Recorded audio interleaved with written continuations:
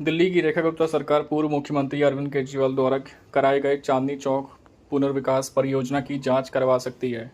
आंतरिक जांच के इस परियोजना में वित्तीय अनियमितताओं और लागत में वृद्धि की ओर इशारा किया गया है। दिल्ली की मुख्यमंत्री रेखा गुप्ता सरकार पूर्व मुख्यमंत्री द्वारा कराए गए चांदनी चौक पुनर्विकास परियोजना की जांच करवा सकती है। आंतरिक जांच में इस परियोजना में वित्तीय अनियमितताओं और लागत की वृद्धि को लेकर इशारा किया गया है। अधिकारियों ने शनिवार को बताया कि चांदनी चौक में पुनर्विकसित 1.3 किलोमीटर लंबे इस हिस्से का उद्घाटन 2021 में पूर्व मुख्यमंत्री अरविंद केजरीवाल ने किया था। इस परियोजना लागत शुरू में 56.6 करोड़ रुपए थी, जो बढ़कर 145 करोड़ रुपए की गई। अधिकारियों द्वारा समीक्षा किए गए दस्तावेजों के अनुसार सिविल और इलेक्ट्रॉनिक कार्यों में प्रारंभिक लागत 27.69 करोड़ रुपए अनुमानित थी, जो लगभग 4 गुना बढ़कर 105.93 करोड़ रुपए हो गई। अधिकारियों ने कहा कि हम मानदंडों के अनुसार जब परियोजना की लागत स्वीकृत सीमा में अधिक हो जाती है तो संशोधित स्वीकृति प्राप्त करना जरूरी होता है, लेकिन पीडब्ल्यूडी ने जरूरी संशोधित स्वीकृति प्राप्त किए बिना खर्च करना जारी रखा।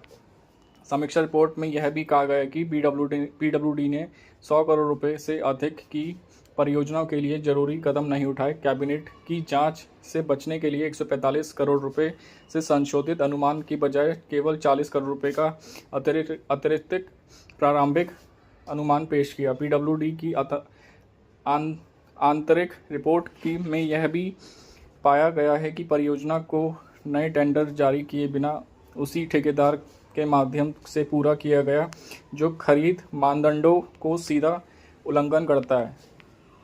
समीक्षा रिपोर्ट में आगे खुलासा किया गया कि कुल खर्च किए गए 145.72 करोड़ रुपए 70 करोड़ रुपए से अधिक की राशि अतिरिक्त मदों पर खर्च की गई। यह परियोजना के मूल दायरे का हिस्सा नहीं थे।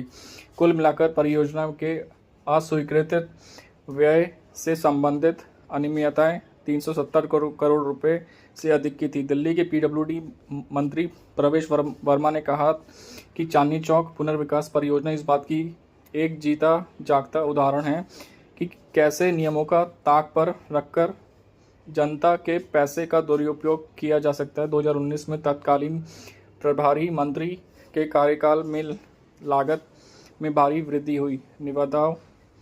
निविदाओं का नज़रअंदाज किया गया और करोड़ों रुपए की हेराफेरी की गई। ये सब बिना किसी अनिवार्य मंजूरी के किए गए। वर्मा ने आगे कहा कि मेरे कार्यकाल में पीडब्ल्यूडी अनियमितताओं का अड्डा नहीं, बल्कि पारदर्शिता और जवाबदेही का गढ़ बनेगा। हर पैसा जनता के काम आएगा, ना कि निजी हितों के लिए। वहीं आरोपों पर प्रतिक्रिया देते हुए आपने एक बयान में कहा कि दिल्ली की जनता अच्छी तरह जानती है कि पिछले 10 सालों में विजिलेंस और एसीबी भाजपा के उपराज्यपाल के अधीन थे। भ्रष्ट अधिकारियों को दंडित करना उपराज्यपाल का कर्तव्य था। भाजपा के उपराज्यपाल ही विभिन्न पदों पर अधिकारियों की नियुक्ति कर रहे थे। पुराने मामलों की जांच शुरू करना और उनके उपराज्यपाल की असमक्षता को देखते ही दर्शाता है।